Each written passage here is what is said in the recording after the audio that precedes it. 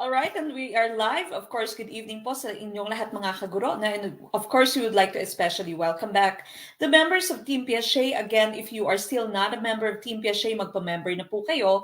We still have our promo, no? Meron pa po tayong promo for Team Piaget. And of course, our membership is good. It's valid until September of 2022. So again, if you are a member of Team Piaget, you can answer our quizzes. You can enjoy the full-length video. You can download my PowerPoint presentation.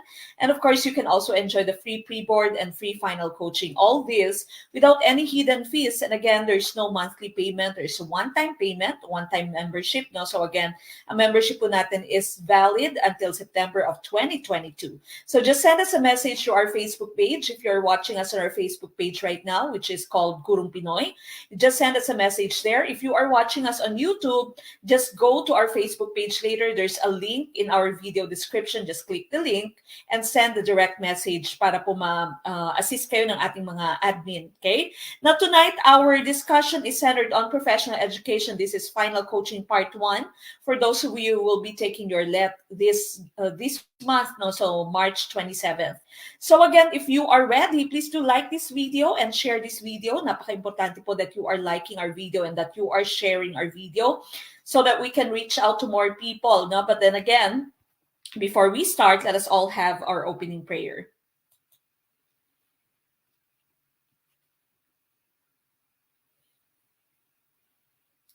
We thank you for this new day, Lord. Help us to embrace all that it may hold for us, to hear the bird song and have new melodies in our hearts, to see the sunrise and create beauty with our hands, to touch the leaves that grow afresh, and allow your love to touch our hearts, to smell the fragrance of the flowers and breathe in the wonder of your creation, to dwell on the beauty of our world and study and fathom your miracles, to enjoy the conversations we have and the lessons we go to. May we drink in all the goodness you have for us. Amen.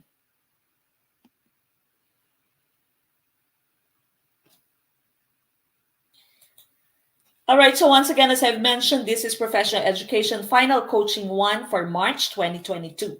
So again, if you are ready, please do like this video and share this video. Again, pag kayo po ay nagla-like at nag-share ng ating video, kayo po ay may regalo, no? Kayo po ay may papremyo, and that is, of course, the LPT at the end of your names. Okay, so I know that all of you, or many of you, have been trying so hard, no? Have been trying many times for you to have that license. No? So Guru Pinoy is just here to guide you and help you fulfill your dream of becoming a licensed professional teacher soon. So again, if you think Gurong Pinoy is helping you, please do like this video, heart this video, and of course, share this video. Tag your friends, start a watch party if you can.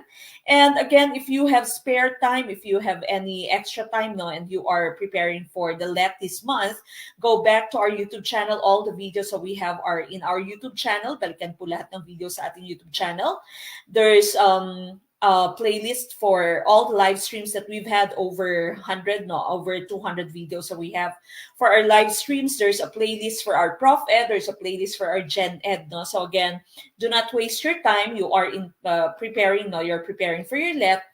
So make sure that you are spending your time wisely. So balikan po lahat ng videos ng Gurong Pinoy sa ating YouTube channel. And of course, please do subscribe to our YouTube channel if you are still not a subscriber. If you are still not a follower of our Facebook page, please do follow our Facebook page. And of course, please do support us. You can support us by sending us stars on Facebook Live and also by sending us super chat, super stickers on YouTube Live. Okay, now this is Professional Education. Please like our video. Wala pa po, marami pa pong hindi nagla-like ng ating video. No? Again, if you feel that Gurong Pinoy is helping you to conquer the LET, i-like na po yung ating video, i-share na yung ating video so that we can reach out to more people. Sa lahat po ng ating mga first-timers, of course, welcome. Ganon din po sa ating mga members ng Team Thunders, so Team Veterans natin, yung mga ilang taon nang nandito sa Gurong Pinoy. Yung iba sa kanila, wala pa ring schedule hanggang ngayon. Okay, so good evening po sa inyong lahat. Again, please do like this video, and we start with question number 1. You are required to formulate your own philosophy of education for the course The Teaching Profession, based on Bloom's revised taxonomy. In which level of cognitive processing are you? Is it letter A, applying, letter B, creating, letter C, analyzing, or letter D, evaluating? What is your choice for number 1? Again, sa ating mga first-timers, welcome po, Ma'am sa Anther Fashion or Sir sa Anther Fashion. Welcome first-timers sa ating mga first-timers. And of course, ganun din sa ating team Tanders, team veterans, yung mga matatagal na dito, no? Matatagal ng supporters ng Gurong Pinoy. Yung mula pa nung wala pa tayong subscribers, we started in 2020. Nung pumutok yung pandemic, naging online lahat. Marami akong time, no? So we decided to start our channel. Okay, so 2020, ngayon ay 2022 na, yung iba sa kanila hindi pa nakakapag-take ng let. First time, Sir Reniel Ruz, good evening.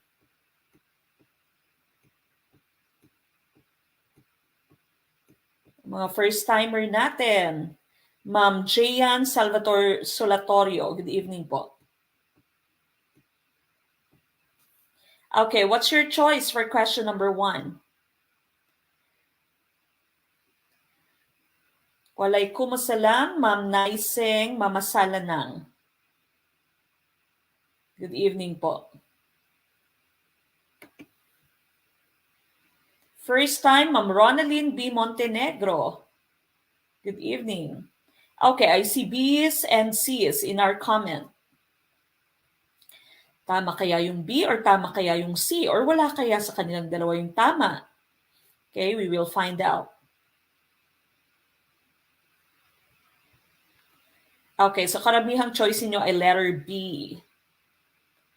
Sir Ronaldo Nalopa, I've been watching your videos, but this is the first time I'm watching live. Thank you. Thank you po and welcome. Ma'am Gracel Aguanan, ganun din, first timer.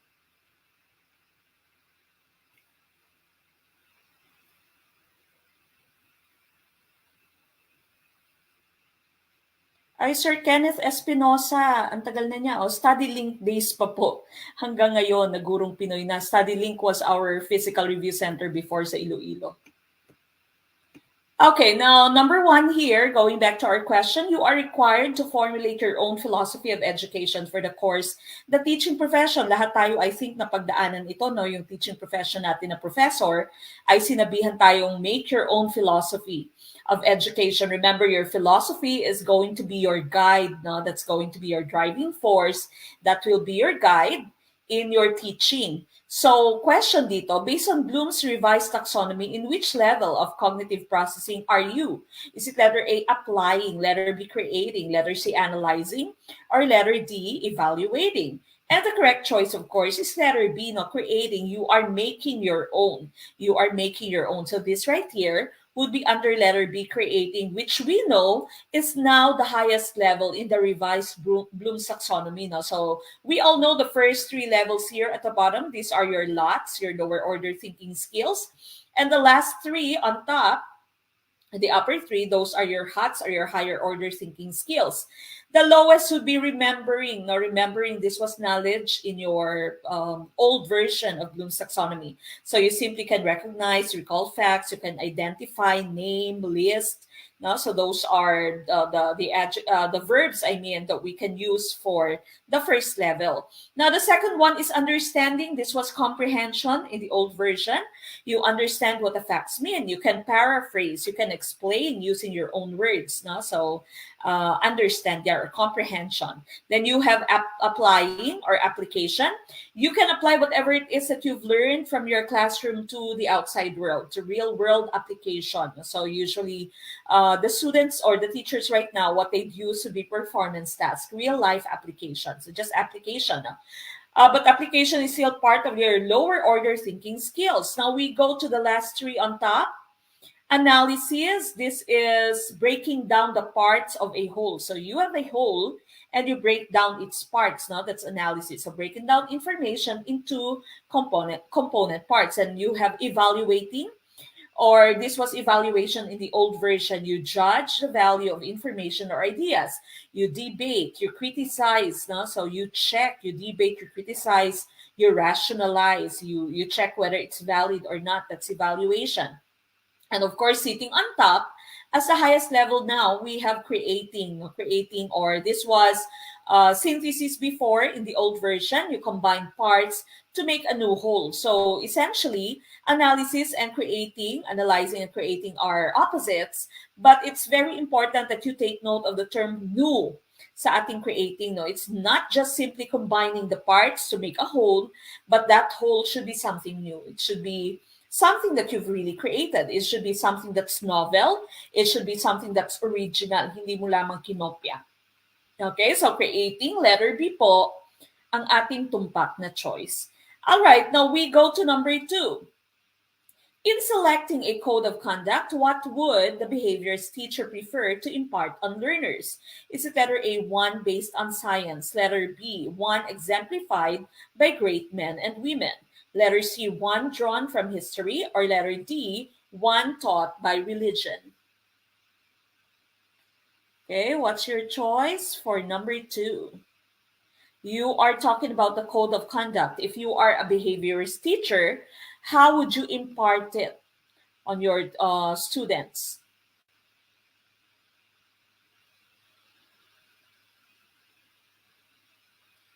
Ma'am or Sir Dean Molay, first timer, good evening po.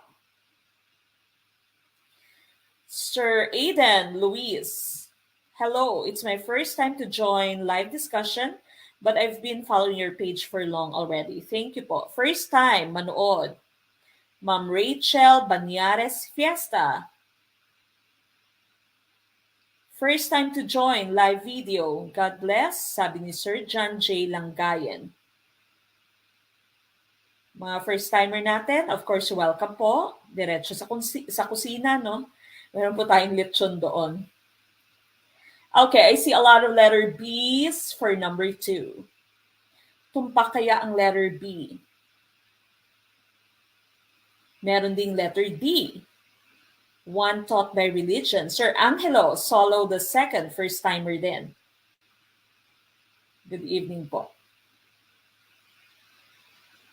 Okay, so sabi dito, in selecting a code of conduct, what would the behaviors teacher prefer to impart on learners? Should it be one based on science, one exemplified by great men and women, one drawn from history, or letter D, one taught by religion? And the tumpak na choice here would be letter B, no? So one exemplified by great men and women. Now, bakit letter B? Because we are talking about a behaviorist teacher. Remember, your behaviorist, they want to emulate, no, yung mga models mo. So dapat you have your models. You should be a good model to your to your students. You should be a good model to your kids, because learning for them is a product of the kids or the students' environment. No? Learning is by socialization, learning is by imitation, and learning is by observation. So it's very important that you have good models as you grow up. Okay? So, maaari yung meron kang mga nuances ngayon, meron kang mga ginagawa na hindi mo gusto, at maaring nakopya mo ito, no, mula sa mga adults that you saw while you were growing up. Okay? So, letter B, one exemplified by great men and women ang ating choice, because of course, we are talking about your behaviorists. Okay, so their goal is to have the students learn by shaping their environment, to have the students learn through observation, through imitation, and so having good models is very important for your behaviorist teachers. Okay, so letter B is tumpak. Now, number 3, what needs to be eliminated so that schools can be transformed into a learning community? Is it letter A, collective inquiry for best practices? Letter B, community for continuing improvement? Letter C, centralized governance? Or letter D, shared vision, mission, values? First time, Ma'am Bernalyn Utlang Basalo Lingkay. Good evening po.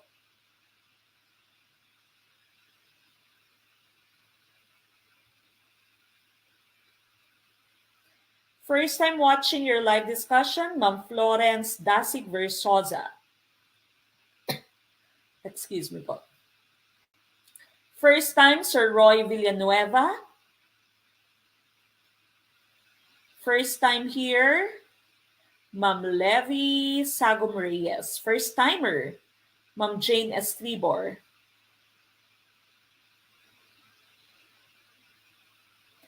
First time, iba to. First time ko rin sa love.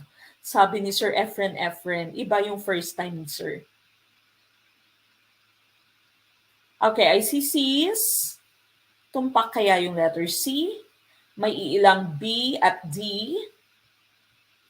Meron ding A.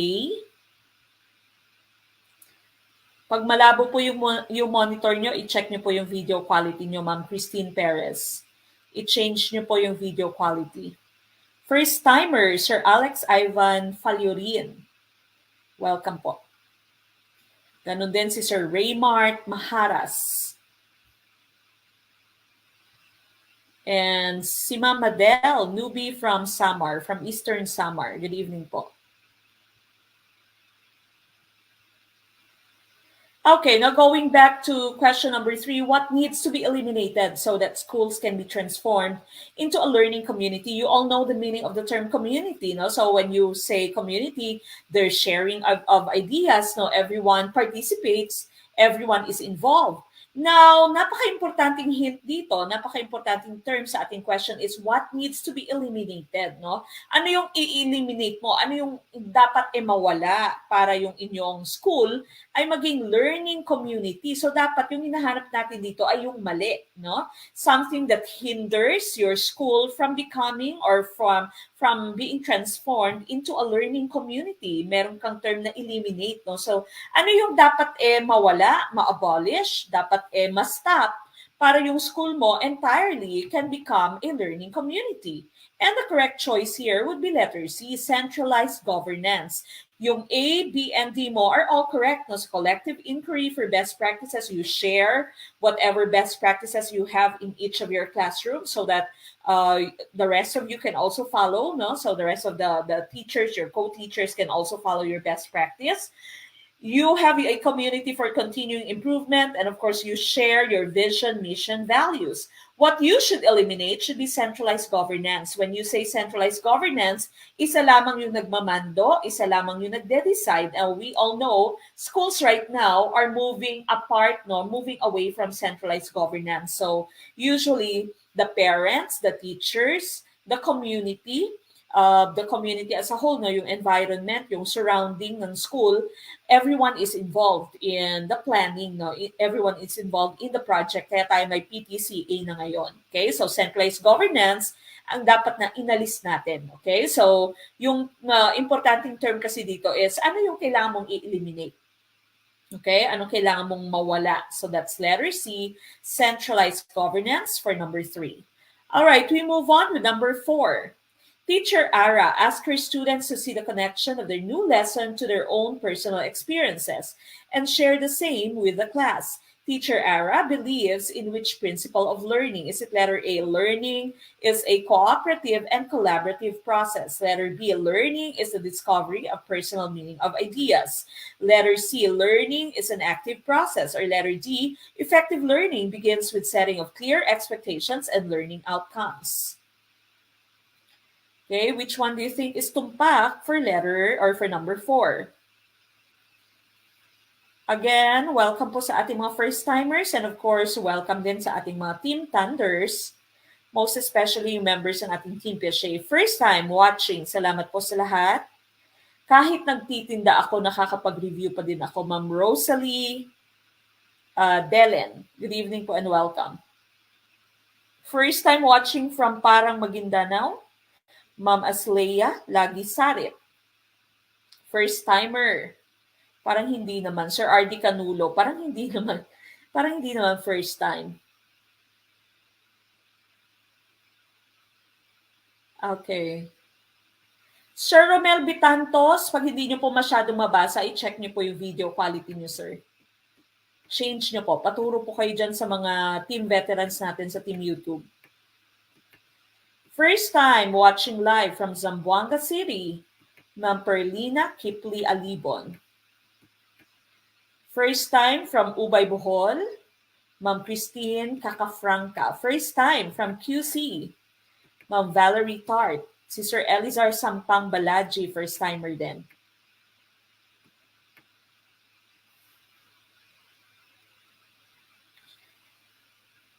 Okay. Now, going back to question number 4, Teacher Ara asked her students to see the connection. As if Teacher Ara has a new lesson, she would ask the student to see the connection of that lesson to their own personal experience. And whatever that connection is, the students should share it with their class, no, with the rest of the students. Teacher Ara believes in which principle of learning? Now, this is a very tricky question, no? Kasi halos lahat ng choices mo, positive naman, halos lahat ng choices mo po pwedeng isipin mong tamang choice, no? Because letter A, learning is a cooperative and collaborative process. Meron din naman siyang collaborative process dyan because eventually, the class would share their own experience. Now, learning is a discovery of personal meaning of ideas. Letter C, learning is an active process. The learners here are also active because hindi lamang sila passively na nakikinig, no? Hindi lamang siya lecture type, but the learners are also doing something on their own. Effective learning begins with setting of clear expectations and learning outcomes. This is usually on the part na of the teacher, no? So dapat napaka-clear ng inyong objective, and dapat at the beginning of your class, mini-mention mo yung objective mo. Okay, your expectations and your outcomes. But the tumpak na choice dito would be letter B. Learning is the discovery of personal meaning of ideas. And we see that in the first sentence of your question. No? So she asked her students to see the connection of that lesson to their own personal experience. And eventually they'd share it with the class. No? So learning is the discovery of personal meaning of ideas. This would mean that the learning of your students becomes relevant, no? Nagiging relevant sila. Minsan kasi yung estudyante nagtatanong, bakit kailangan naming matutunan to, no? We cannot apply this in real life. Okay, so it is very important that as teachers, we show the relevance of the lesson, no, in their life, kung paano nila maa-apply, kung anong connection nito sa kanilang personal experience. So letter B is tumpak. For number 4, learning is the discovery of personal meaning of ideas. Number 5, what is a concrete proof that a teacher as a public servant has violated RA 6713's mandate to demonstrate modest lives appropriate to their positions and income? Is it letter A, extravagant lifestyle and ostentatious wealth? Letter B, peddling undue patronage? Letter C, inefficient use of public funds? Or letter D, political party affiliation and preference? Okay, so again, we are looking for a violation of RA 6713. So saan dito yung naging violation ng RA 6713? Ang dami nating first-timer ngayon. Sir Glenn John Balongag. Good evening po, first time. First time watching from Jensen, Ma'am Frances Joyce Concoles. First time joining live, Ma'am Tien Pilongo.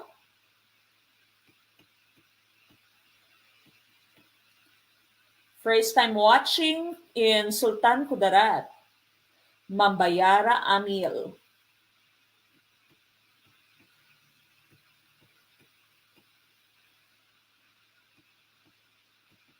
First time to watch live from DOS, Maguindanao, Ma'am Esnay. First time watching live stream from Sultan Kudarat, Maguindanao, Teacher Mox. First time watching from Northern Samar, Ma'am Chemay Atencio Africano Belio. First time naka-in sa live, Ma'am Eva Cuenca. Ang tagal mo na si Ma'am Eva. I entered. Okay. Sabi ni Ma'am Eva Cuenca, ako din ma'am, first time naka-in sa live. First time naka-in sa live after I entered the kingdom of marriage. Congratulations, Ma'am Eva. First time watching from Sagiran, Lanao del Sur. Thank you so much. Ma'am Melanie Disomimba Salik. First time from Tagbilaran City, Bohol. Ma'am Ani Reza Tundag Montejo. Okay, ang daming first-timers. So again, welcome po sa lahat ng ating first-timers tonight. And of course, ganun din sa ating mga veterans. Okay, now sabi dito, what is a concrete proof that a teacher as a public servant has violated RA 6713's mandate to demonstrate modest lives appropriate to their positions and income. So sabi ng 6713 mo, 6713 kasi is Code of Conduct for public school, no? Public school or public employees, sa government employees natin. Ito din yung pinag-aaralan ng mga magti-take ng civil service kasi bahagi ito ng kanilang exam, 6713, Code of Conduct. Okay, so sabi dito, ano yung naka-violate sa sinabi ng Code of Conduct mo that you should have modest lives appropriate to your position and income. And of course, the obvious choice that you have here would be letter A, no? So siya lang naman yung kabaliktaran ng modest life. So dapat i-humble lang yung life mo, huwag masyadong marangya, huwag masyadong i-flex yung mga Chanel mo, no? Chanel mo or Gucci or whatever, yung mga branded mo na mamahaling mga bagay, no, bags or whatever, ganun din sa inyong sasakyan as a teacher and also as a public school employee, public school official or public official na dapat modest ang inyong life. Okay? So hindi peddling ng patronage, hindi inefficient use of public funds, hindi din political party affiliation, no, although of course we're also violating sa Code of Conduct, no, hindi din po pwede. Bawal din po yung meron kang ini-endorsong kandidato. Ngayon, ito ay very rampant, no, kahit na public school teachers. Many are avid supporters of a certain candidate and they would post it on their Facebook. Bawal po yan, no, especially if you're a public school teacher. Kahit hindi pa nga public school dapat, no, kahit private, dapat be very careful with your political party affiliations. Okay? So dapat you should stay neutral. Okay? Most especially sa ating public school teachers. Okay? So letter A ang ating choice for number 5. Number 6. How can the multi-grade system be set in place in order to respond to the needs of the remote elementary schools where enrollment is low? Is it letter A, upgrade students to higher levels? Letter B, mainstream students with special needs with regular students? Letter C, assign teachers to specific grade levels? Or letter D, combine 2 to 3 grade levels? Okay, what's the answer for number 6? Again, if you are still not a member of Team Peshe and you want to join, no, after po ng ating live stream, just send a message. Kung saan po kayo nanonood ngayon, Ma'am Algie May Dorimon. Sa Facebook page po kung saan kayo nanonood ngayon, mag-send lamang po kayo ng inyong message para po makater kayo ng ating admin. First time joining from Misamis Oriental, Ma'am Suyen. First time sa live streaming, lagi lang po ako late and nag-review na lang sa mga recorded videos. Magandang gabi po. Coach Mek from Sultan Kudarat, Sir Mohamedin Albahamsa, good evening po. Assalamualaikum to all our Muslim brothers and sisters who are watching us right now. First time from Lanao del Sur, Ma'am Maria Janice Romero Guerrero. From Lipa City, Ma'am Josabel Roslinda Lopez. From Cotabato, ay Chinese po yung inyong character, hindi ko po mabasa. First time from Zamboanga, Sibugay, Sir Romel Bitantos. From Libungan, Toreta, Pigkawayan, North Cotabato. Ay, nabasa ko na kanina si Sir Dean Molay. First time from Ubay, Bohol, Ma'am Gladys Ruth. From Bukidnon, Ma'am Ira May Balungkas. Okay, so again, maraming salamat po sa lahat ng ating mga first-timers at sana ay ma-visit namin yung inyong mga lugar, no? Sana makapaglibot kami sa Pilipinas after kong mga anak, uuwi ako at maglilibot kami, no? At sana makapag-conduct ng face-to-face sa inyong mga lugar kahit iilang days lamang. Okay, so sabi dito, multi-grade system. Ginagawa yung multi-grade system kapag yung enrollment sa kada grade levels is low, no? So yung enrollment kunwari ng grade 1 mo ay konti lamang, 5 lamang sila. Yung grade 2 mo, 3 lamang sila. Yung grade 3 mo, 4 lamang sila, for example. Okay, so This is in response to the needs of the remote elementary schools, again, where enrollment is very low. Okay, sa mga malalayong lugar, kukunti lamang kasi sila, no? Very small communities, usually sa mga indigents natin. And so, what they do is to have multi-grade system. And when you say multi-grade system, the correct choice here is letter D. No? They combine 2 to 3 grade levels at the same time. So, isang classroom, lahat ng mga grade 1 dito sa sulok na to, yung grade 2 dito, grade 3 dito sa gitna. And what the teacher would do is to go from one spot to another, no? So, paikot-ikot yung teacher para siyang tutorial type. Ginugrupo based on their grade levels at paikot-ikot yung inyong guro. Isa lang yung guro, iba-iba yung grade levels sa kanyang tinuturuan dahil nga ang enrollment nila ay mababa. Konti lamang yung estudyante. Okay, so letter D is tumpak for number 6. Number 7, how is the ripple effect illustrated in the class of teacher Elena? Letter A, misbehavior escalates in the classroom. Letter B, discipline takes more than teaching. Letter C, learning is transmitted row by row. Or letter D, teacher exhaustion grows during class. Okay, what's your choice? Tama yan, Ma'am EJ Timbal, no? Ligwak pero move on ka agad, sabi ni Ma'am. Dapat hindi ka na nagdidwell, no? Be a stoic. If something is, if you cannot change something, okay, so move on na kaagad. Huwag mo nang patagalin pa. Ikaw lang naman magsasuffer kapag pinatagal mo pa. So kung ayaw na niya sa'yo, move on ka agad. Marami pa namang iba, no? Kawalan niya yan, hindi ikaw. Hindi ikaw ang nawalan, kundi siya.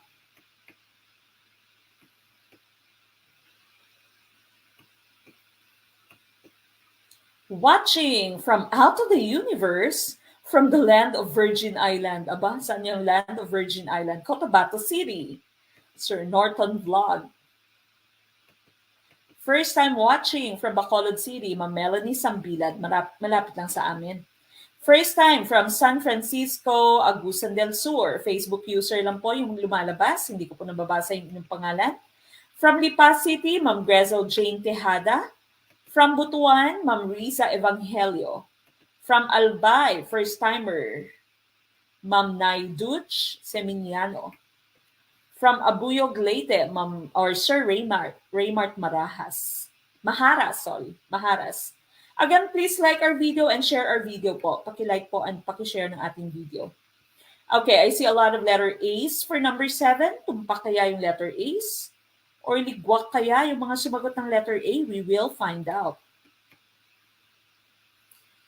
Okay, number 7. How is the ripple effect illustrated in the class of teacher Elena? Now, you all know what ripple effect is, no? So, sabi ng ripple effect, para siyang, hindi ko alam kung ano yung term sa Filipino ng ripple, but once you put a droplet, for example, nagkikreate siya ng bigger waves. Now, from just one droplet, it can cause bigger waves. And so the correct choice here is letter A. Ripple effect in education is, this would tell us that you should stop misbehavior as it happens. As soon as you can, stop it.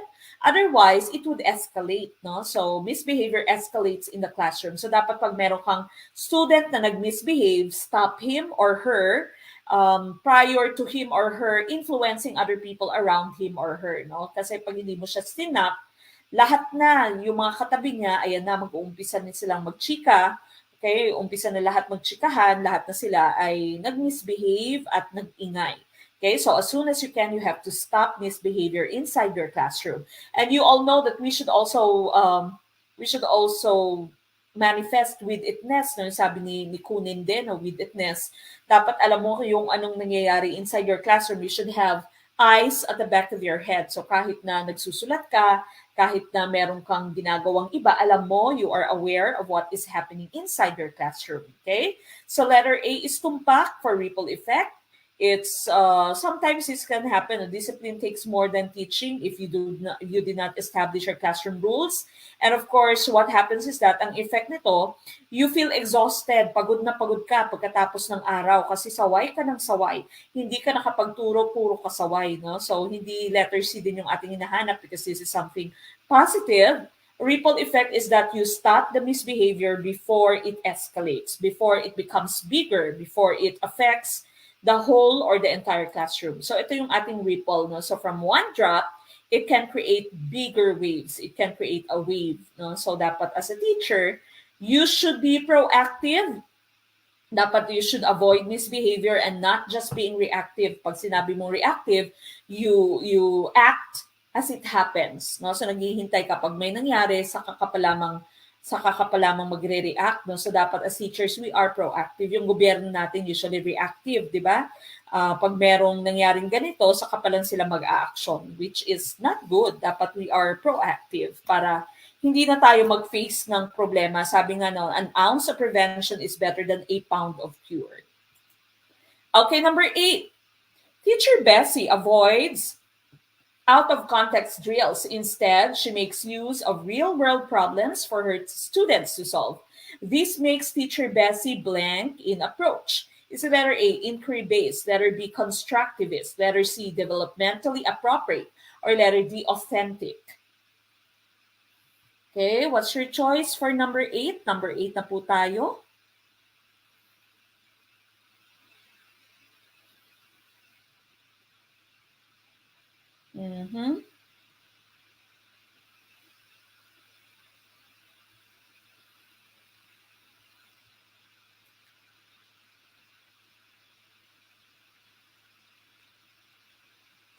Sister Agnes Adobas, minove po natin to 8:30 dahil po meron pong ibang nagmi-major. May majoring po sila na from 6 to 8.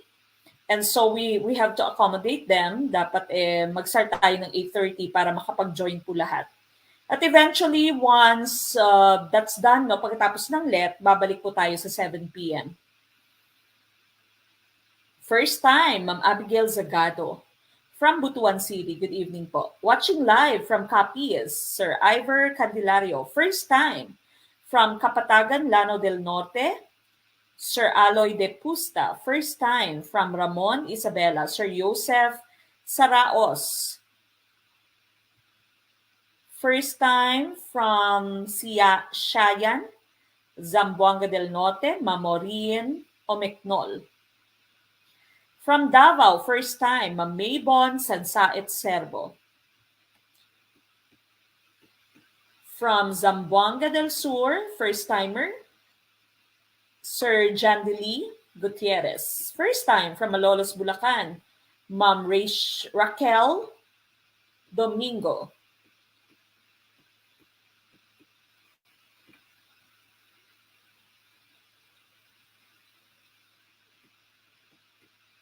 Good evening po again sa ating mga first-timers. Welcome po. Diretso po sa kusina. May natitira pa po tayong lechon. Kaya sa ating mga veterano, parang wala yata yung mga veterano ngayon. Napagod yung mga veterano. Natulog yung mga veterano. Maagang natulog.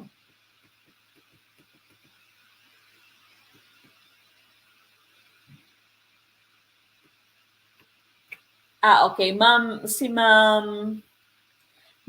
May De Paz Timonera, kahit i-change, kahit i-adjust daw niya yung kanyang video quality, ganun pa rin.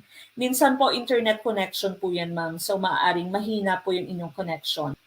Sir Aiden Luis, I'm on my first year in college and I know this coaching will help me prepare for future exam and discussions in school. Maraming salamat. So, hindi pa pala magtitake si Sir Aiden, no? Para lamang sa kanyang school and of course, as preparation na rin for the let. Very good. Maaga pang nagpre-prepare na si Sir Aiden. Okay, number 8. Teacher Bessie avoids out-of-context drills. Instead, she makes use of real-world problems. Okay, so again, if you are using real-world application, real-world examples, we know that the term that we are using here would be authentic. No? So authentic.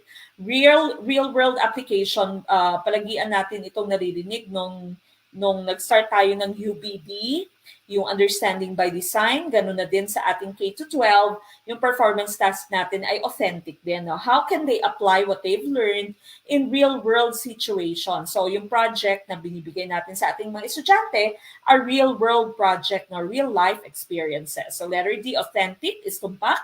Hindi po inquiry-based, hindi din constructivist. No? Remember, pag it's inquiry-based, the student would be asking questions, research, no? Ganyan, inquiry-based.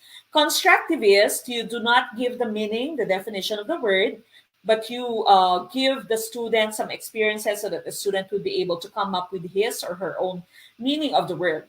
Developmentally appropriate, depende sa development ng bata. No? So pag high school yung bata or if, for example, grade school yung bata, hindi mo siya bibigyan ng material na hindi kaya ng kanyang utak, na hindi kaya ng kanyang development. Okay, but of course, we are looking for authentic. Letter D is tumpak for number 8. Number 9, which description matches the mirror principle of John Maxwell? Is it letter A, the first person we must examine is ourselves? Letter B, the journey with others is lower than the journey alone. Letter C, when we help others, we help ourselves. Or letter D, trust is the foundation of any relationship. Aba, makaka-relate kayo dito, no? Trust is the foundation of any relationship. Sabi daw ng letter D, huwag ka nang magduda. Okay, meron kasi iba sa atin praning, no? All right, what's your answer for number 9? Again, please do like this video, share this video, paki-like na po ng ating video and paki-share ng ating video. We're already at question number 9. From Mindanao, Maasim, Sarangani Province, Ma'am Janice Tacoloy Serenio. Good evening po.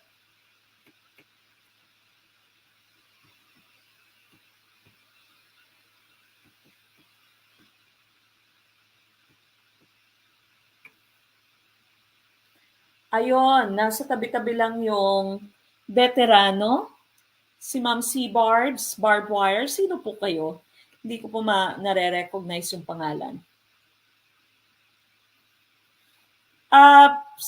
Yung mga nag-a-ask, no, again, balikan niyo po, if you are enrolled sa ating majorship, balikan niyo po yung pinost ni Sir Migs, no, nandyan po sa Gurong Pinoy, yung ating pong schedule at dapat po ay mag-join kayo. Meron yata po kayo magiging group chat, no? So meron kayong group and your lecturer is going to give you the link.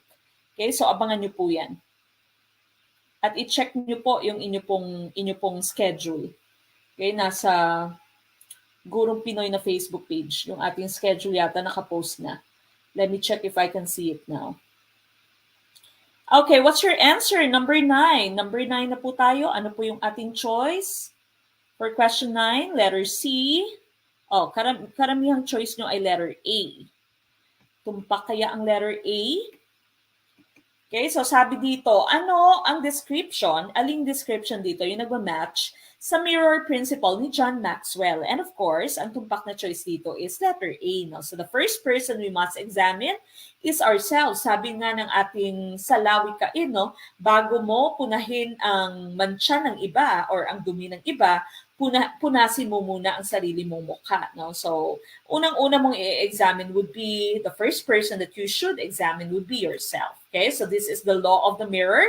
Sabi kasi ng law of the mirror, hindi naman siya negative. No? Sabi niya, you must see the value in yourself first to add value to yourself. So, dapat ma-recognize mo muna kung ano yung value mo, ano yung worth mo, kung ka-flex-flex ka ba, no? Para maka-add ka ng value to yourself. Okay? So sabi dito, no factor is more important in people's psychological development and motivation than the value judgments they make about themselves. Every aspect of their lives is impacted by the way they see themselves. So your self-worth, your self-image, no, your thinking about yourself is very important. Dapat ikilala mo muna yung sarili mo. So guard your self-talk. Sometimes we do self-talk, yung kinakausap mo yung sarili mo, no? Wag mo lang gawin yan sa harap ng maraming tao kasi baka mapagkamalan kang lukaret. No? So guard your self-talk. If you are, if you'd want to talk to yourself, if you'd want to examine yourself, you have to make sure that you are doing it alone. Okay? Now, next, stop comparing yourself to others. This is very common since we have the rampant use of our social media. No? So sometimes nakikita mo yung friend mo, pumunta ng kung saang bakasyon, nakabili ng bagong kotse, bagong bahay. Sometimes you'd feel self-pity. So sabi na number 2, stop comparing yourself to others. Number 3, move beyond your limiting beliefs. Do not limit yourself. Okay? Do not limit yourself. Know that you can still improve kahit na mature ka na, kahit you are beyond adolescence, pwede ka pang mag-improve. No? There's there's no old age no in trying to learn something. Number 4, add value to others. Once you are sure about yourself, you can already add value to others. Do the right thing, even if it's the hard thing. No, so this is, of course, talking about integrity. Even if if there's no one watching, you should be doing the right thing. Practice a small discipline daily in a specific area of your life. Number 7, celebrate small victories. No? So, kunwari ngayon, member ka ng Team Piaget at hirap na hirap ka sa inyong pagre-review, pero today nakapass ka, no? 60% is our passing percentage. And so you should celebrate small victories, okay? Even if it's just small victories, these are small victories that can lead you to winning the battle, not the big battle. Embrace a positive vision for your life based on what you value. Practice the one-word strategy. Yung one-word strategy, you should encourage yourself, affirm yourself. No? So sometimes, if no one is telling you that you are doing well, you tell yourself. No? So pat your back. Good job, self. Okay? Excellent, self. You did well, self. No? Ikaw na mismo, mag-praise sa sarili mo. And of course, take responsibility for your life. Ito, napaka-common, no? If something bad happens, you'd always blame other people. You should take responsibility for your life. Sabi nga nila, hindi mo kasalanan na ikaw ay pinanganak na mahirap, pero pag ikaw ay namatay na mahirap, ay kasalanan mo yun. No? So take responsibility for your life. It's your life. No one should be ruling over you. No one should be making your decision. So claim it. Claim your life. This is my life. I'll be making decisions for myself, and I will make my own path. I will find my own success. No? So yan yung sabi ng the law of the mirror. Examine yourself prior to you examining other people. Napakaganda din. Yung law of the mirror ni John Maxwell. Okay, number 10. What type of learners learn better than others, particularly during class lectures, discussions, and other forms of oral communication discourse? Is it letter A, tactile learners, letter B, auditory learners, letter C, verbal learners, or letter D, kinesthetic learners? What's your choice for number 10?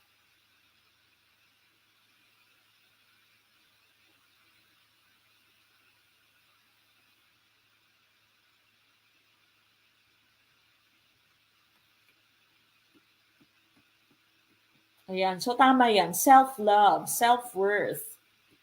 Yan yung sabi ni John Maxwell. Okay. Si Barb's Barbar pala, si Cap Emerson Barbosa nagbabalik. May schedule ka na po ba sa Cap? Yan, isa sa ating mga veterano no 2020. Nandito na sigurong Pinoy, nagbabalik na siya. May schedule na yata si Cap. Or ngayon na nakapanood na busy. Okay, so again, gentle reminder, if you are not a member of Team Piaget, napuputol po talaga yung video na nandyan po sa ating Facebook page at nandyan po sa ating YouTube channel. So again, please do become a member of Team Piaget no, para ma-enjoy niyo po yung full-length video. This is an advantage po siya ng members ng Team Piaget. And of course, they can download my PowerPoint presentation. So they do not need to copy anything. Okay, so sabi dito, what type of learners learn better than others, particularly during class lectures, discussions, other forms of oral communication? Discourse, okay? Discurso, no? So, discurso. That means communication, okay? So, communication. And the correct choice here would be letter C, verbal learners po ito. Maaaring iniisip nyo auditory kasi class lecture, pero yung lecture kasi, yung auditory mo kasi, nakikinig lamang sila. It's more on passive. Kasi sabi ng number 10 mo, there's discussion, and then there's oral communication discourse. Examples of your oral communication discourse would be your debate, would be your extemporaneous speech, no? So diskurso, you have your communication, you are exchanging ideas. So you cannot choose auditory here, no? Kasi yung auditory, nakikinig lamang sila. So letter C is tumpak. The best choice would be verbal learners. Yung tactile and kinesthetic mo, halos magkaparehas. Yung kinesthetic mo, movement.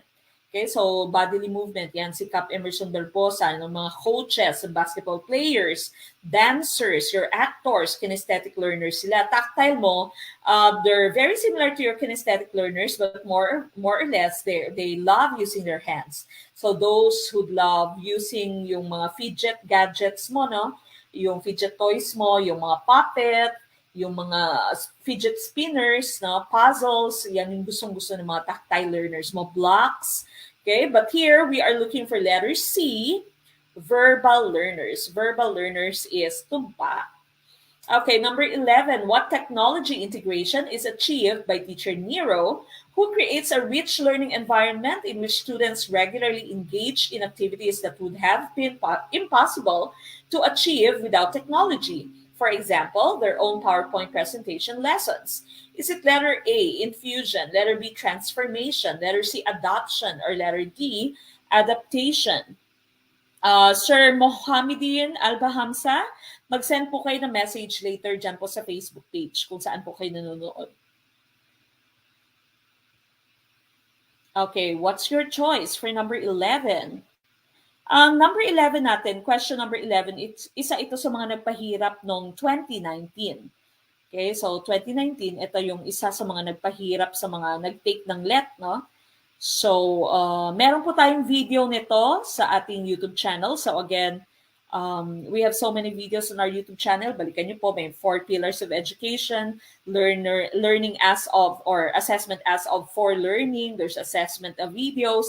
May curriculum development tayo na videos, 3 videos on Cooperative. May code of conduct tayo, no? Code of ethics tayong videos. Constitution tayong videos. So balikan niyo po yung lahat. And meron tayong video on TIM, ito na Technology Integration Matrix. So yung aking discussion is going to be, ang discussion ko on this item is coming from that video. Okay, so again, balikan niyo po lahat ng ating videos. Pag wala po kayong ginagawa, check po kayo ng video. Ayun, so math, English, Soc-Sci, Bio, Filipino, you'd all start with your majoring on the 13th of March. That would be next Sunday. No? So next Sunday, pag member kayo ng ating majorship, next Sunday po yung umpisa ng inyong majorship. Okay, letter B or letter D? Nag-aagaw ang B at D. Meron ding iilang C.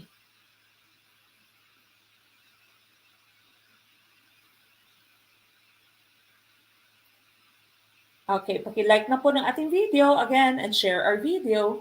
All right, now going back to the question that we have here, you have teacher Nero, and he creates a rich learning environment in which students regularly engage in activities that would have been impossible to achieve without technology. So kung wala yung technology, hindi nila maaaring magawa yung activities, no? So what type of technology integration is this?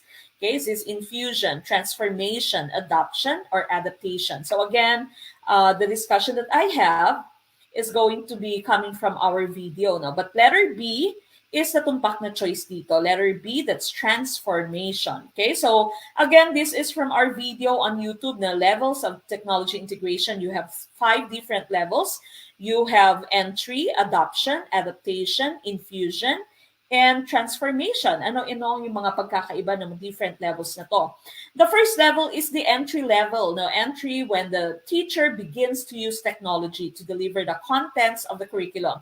So entry level, from the term itself, na bagong-bago, ngayon lamang nakagamit si teacher, for example. Or teacher, the teacher is a new teacher. No? So she or he has just began to use technology to deliver the contents of the curriculum.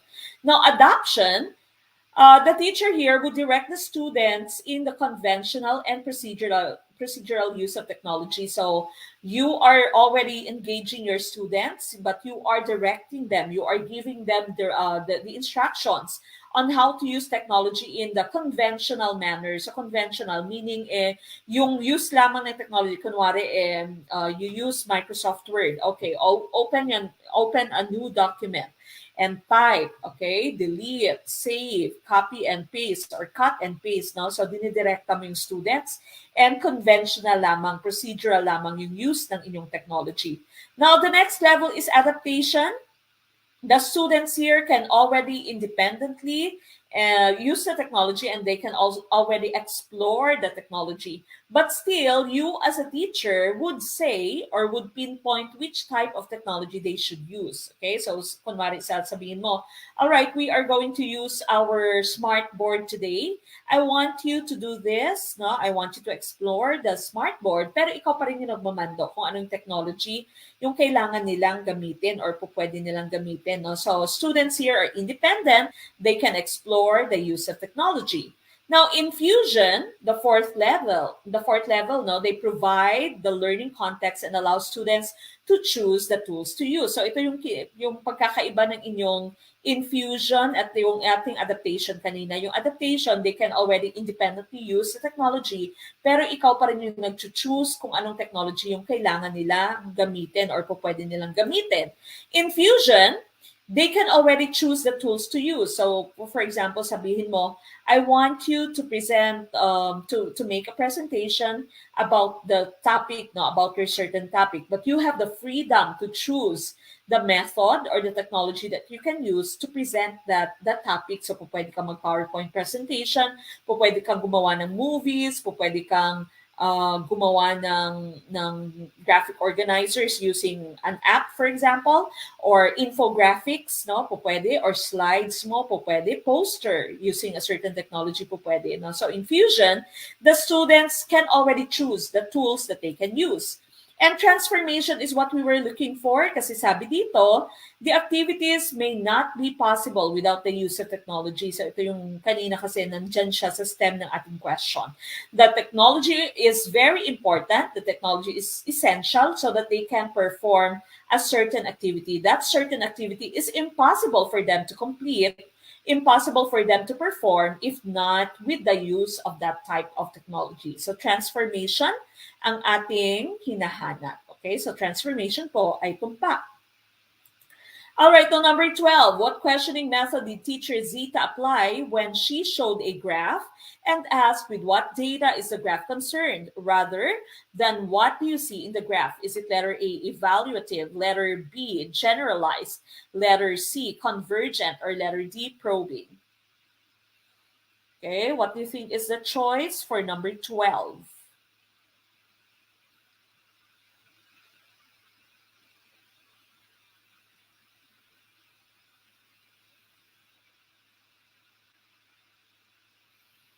Okay, number 12, ano po ang inyong sagot? 12A or C?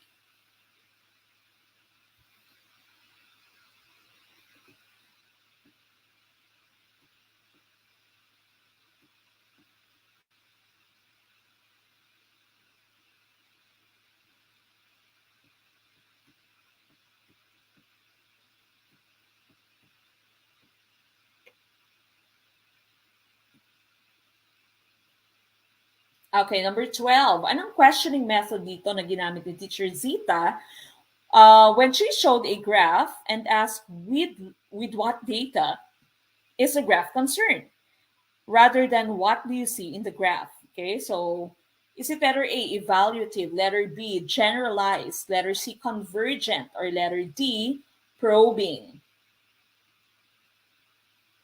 Okay? And ang tumpak na choice natin dito, of course, is evaluative, no? So, hindi siya nagtanong na what do you see in the graph? Okay? So, what do you see in the graph kasi is lower level lamang.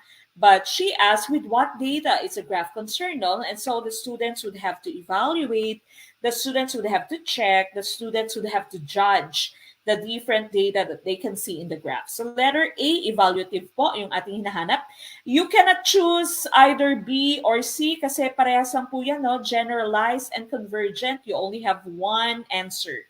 Remember, convergent type of questioning mo, there's only one answer. Ganon din sa generalization mo kasi generalized from the specifics to the entire, no? To the general. So that's only also going to give you one answer.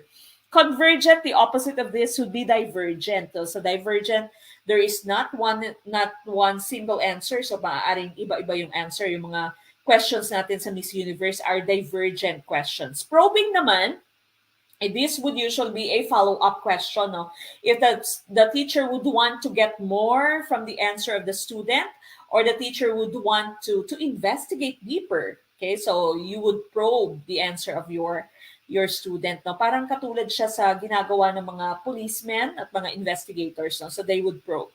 They would dig deeper by asking follow-up questions. No? Deeper questions. So letter A, evaluative, is tumpak.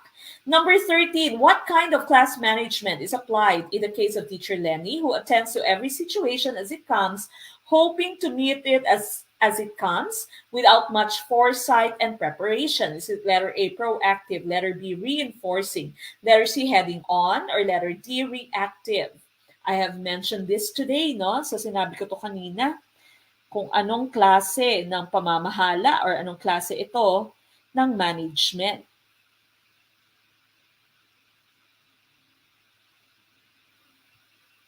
Okay, so which one do you think is the tumpak na choice?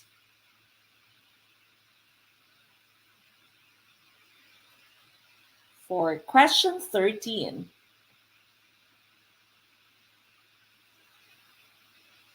Okay, I see a lot of letter D's, and of course, letter D is tumpak. No, reactive. You are reacting. You are attending to the situation as it comes, no? So, pag nakikita mong nangyayari, saka ka lamang magre-react, saka ka lamang mag-act, no? So, yan yung sinabi ko kanina, yung ating gobyerno is a reactive form of government. It's not proactive. Kabaliktaran ng reactive is proactive. Proactive means you have your prevention muna instead of cure. So meron ka nang naka-set na rules prior to these things happening inside your classroom. Okay, so it's also not heading on, it's not reinforcing. Reactive is what we are looking for. That's letter D.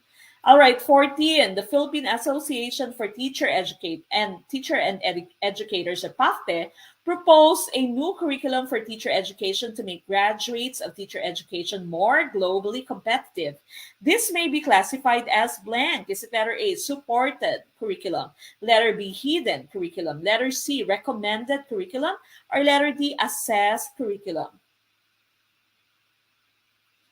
Okay, so usually fourth year ng college natin, no, bago tayo graduate, ay uma-attend tayo ng PAFTE training, no? May PAFTE seminar tayo. Now, if PAFTE is going to propose a new curriculum for teacher ed, how would you classify this type of curriculum? Is it supported curriculum, hidden curriculum, recommended curriculum, or assessed curriculum?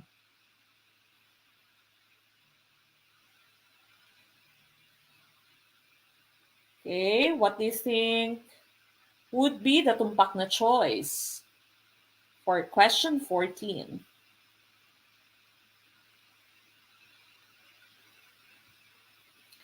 Okay, 14, I see C's, a lot of C's.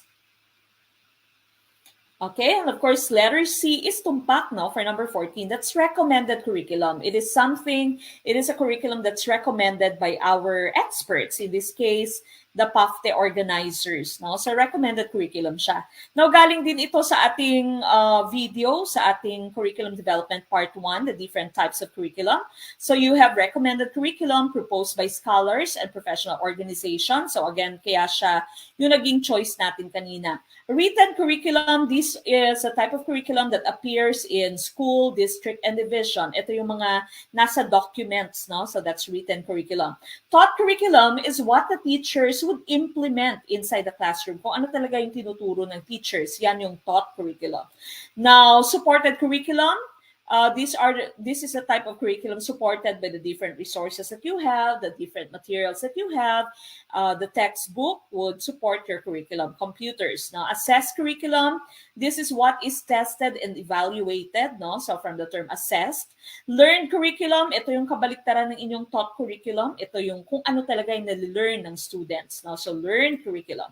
And hidden curriculum, these are the kinds of learnings children derive from the very nature and organizational design of the public school, as well as from the behaviors and attitudes of teachers and administrators. Covert curriculum siya. So, kumbaga, hindi talaga siya tinuturo, hindi siya nakaspecify, hindi siya overt, just like your written curriculum, pero nai-imbibe siya ng students mo. No? So, nalilearn siya ng students mo. That's hidden curriculum. Okay, now we go to 15. Which of the following is not an example of cooperative learning? Alin dito yung hindi example ng cooperative learning? In which example can you not see students cooperating with each other or working with each other?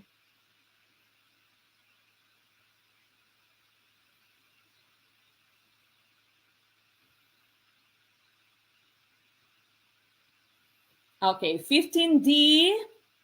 All right, letter D is tumpak for number 15. So essay, jigsaw, think, pair, share, debate, these are all involving different numbers of students. No? So cooperative learning sila. Letter D, essay, is tumpak. Okay, number 16. Which of the following factors can most effectively prevent any unruly scenario in a classroom? How would you prevent unruly scenarios in a classroom? No? Which one can most effectively prevent it? Is it letter A, rules, letter B, routines, letter C, process, or letter D, thrusts? Number 16, what is your choice?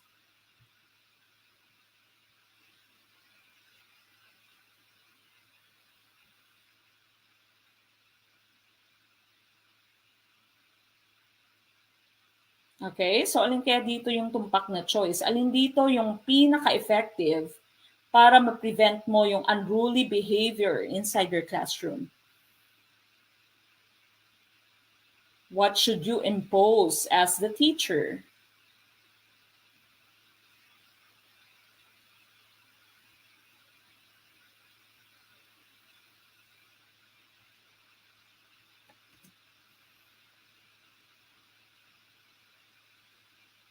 Okay, letter B. I see a lot of letter Bs.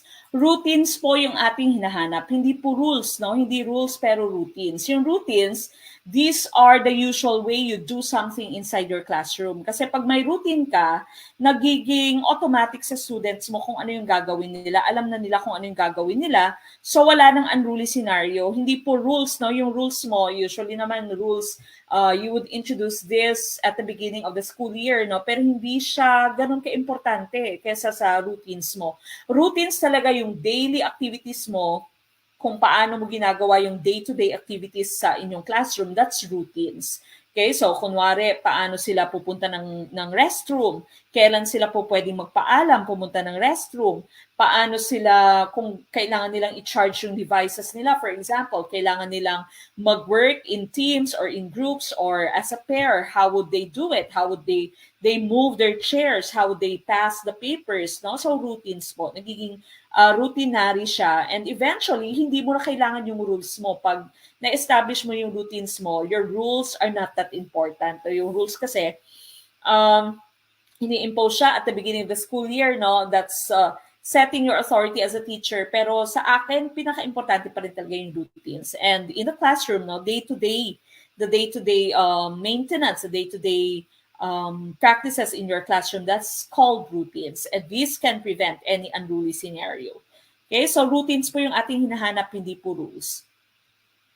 All right, 17, on types of curriculum, which includes the course of study syllabi, modules, books, and the lesson plan. Is it letter A, written curriculum, letter B, learned curriculum, letter C, supported curriculum, or letter D, hidden curriculum?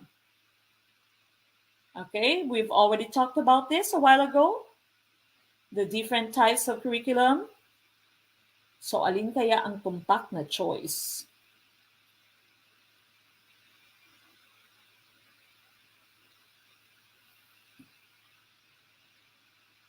Okay, I see A, so written curriculum, tumpak kaya ang letter A. Okay, so this is a type of curriculum that includes the syllabi, the modules, the books, and the lesson plan. And of course, this is written curriculum. Okay, so tumpak yung written curriculum natin. So again, balikan niyo po yung ating videos on curriculum development. No? Meron po tayong 3 videos on curriculum development. So balikan niyo po yung lahat. There's a discussion of the different processes involved in curriculum planning, curriculum development. Okay, so letter A is tumpak for number 17. Number 18, how can math concepts be learned and appreciated as lifelong learning by students? Is it letter A, drills on numbers and calculations? Letter B, apply formulas to abstract calculations? Letter C, apply concepts to concrete use? Or letter D, memorize actions and principles? Okay, if you'd want your math students to learn and appreciate math, okay, as something that they can use lifelong, no? So in their lives, in their real life, how would you do it? Of course, what you will do here is to make their learning more authentic. No? So by making the learning more authentic, dapat real-life application, real-life scenarios yung ginagamit mo so that your students would appreciate math, no? And they would realize na, pwede pala talagang gamitin to. Pag bumili pala ako at ginamit ko yung discount, no, itong formula, to solve for the discount ay hindi ako magugoyo, no, ng sari-sari store or ng department store, no, kasi alam ko kung paano i-check kung naka-save ba talaga ako or hindi. Okay, so letter C is tumpak dito, no? Apply concepts to concrete use. Okay, so letter C po, authentic learning yung ating sinasabi. All right, number 19, what is the aim of Teacher Luis when he introduced the difficult social problems of poverty of disadvantaged sectors using brainstorming rather than a lecture? Is letter A, generate ideas? Letter B, awaken awareness? Letter C, involve discussants? Or letter D, solve the problem? Okay, so si Teacher Luis, presumably, no, siguro social science teacher, si Teacher Luis, social studies teacher, and he introduced the different social problems that are faced by the poor sectors of our community, of our country. Pero yung ginamit niya ay brainstorming. Yung ginamit niyang strategy is brainstorming, hindi lecture type. Okay, so what do you think is the aim of Teacher Luis? Okay, I see A's. Tama kaya yung letter A? Okay, of course, the tumpak na choice here would be letter A, no? Kasi sabi brainstorming. Ano ba yung purpose ng brainstorming mo? And of course, ang purpose ng brainstorming is to generate as many many ideas as you can. So letter A, generate ideas, is tumpak for number 19. All right, 20, last one for tonight. I wasn't satisfied with student B's yes as an answer, and so I asked her to explain it. What did I do? Okay, I've also mentioned this, no? Is it letter A, probing, letter B, prompting, letter C, rephrasing, or letter D, asking non-directed questions? Number 20, what's your choice?